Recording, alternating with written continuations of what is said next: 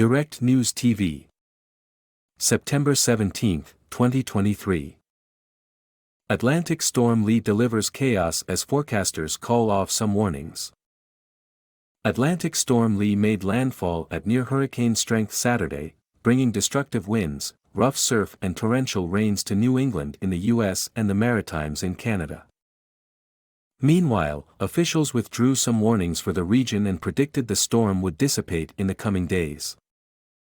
The U.S. National Hurricane Center said early Sunday that the post-tropical cyclone was in Canada, about 56 kilometers (35 miles) west of Charlottetown, Prince Edward Island, and about 362 kilometers (225 miles) west of Channel Port aux Basques, Newfoundland.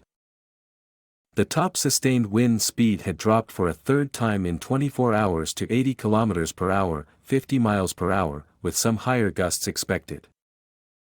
Gradual weakening is forecast during the next couple of days, and Lee could dissipate on Tuesday, the Hurricane Center said. The center discontinued a tropical storm warning for the coast of Maine in the U.S. late on Saturday and reported the Canadian Hurricane Center had ended its tropical storm warning for New Brunswick and parts of Prince Edward Island.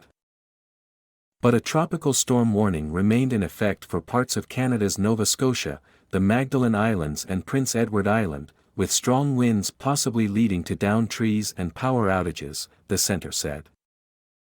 Storm surges were expected to subside on Sunday after being forecast as up to 0.91 meters, 3 feet, on Saturday along coastal areas, the Hurricane Center said. A 51-year-old motorist in Searsport, Maine died Saturday after a large tree limb fell on his vehicle on U.S. Highway 1 during high winds. The post-tropical cyclone was also strong enough to cause power outages several hundred miles from its center.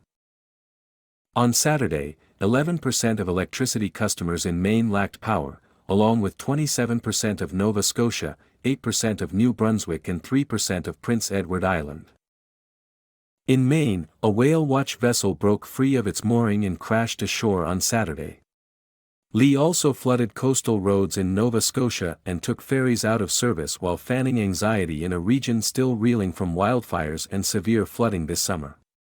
The province's largest airport, Halifax Stanfield International, cancelled all flights. People are exhausted, said Pam Lovelace, a counselor in Halifax. It's so much in such a small time period. The entire region has experienced an especially wet summer, ranking second in the number of rainy days in Portland, Maine, and Lee's high winds toppled trees stressed by the rain-soaked ground in Maine, the most heavily wooded state in the U.S. Lee shared some characteristics with 2012 Superstorm Sandy. Both storms were once strong hurricanes that became post-tropical cyclones, cyclonic storms that have lost most of their tropical characteristics, before landfall. Lee was not expected to be nearly as destructive as Sandy, which caused billions of dollars in damage and was blamed for dozens of deaths in New York and New Jersey in the U.S. Lee also was not anywhere near as severe as the remnants of Hurricane Fiona, which a year ago washed houses into the ocean in eastern Canada, knocked out power to most of 2 provinces and swept a woman into the sea, Canadian meteorologist Jill Mapey said.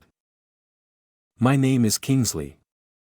Please like, share, subscribe and hit that notification bell so you can be the first to be notified whenever we post. You won't regret it.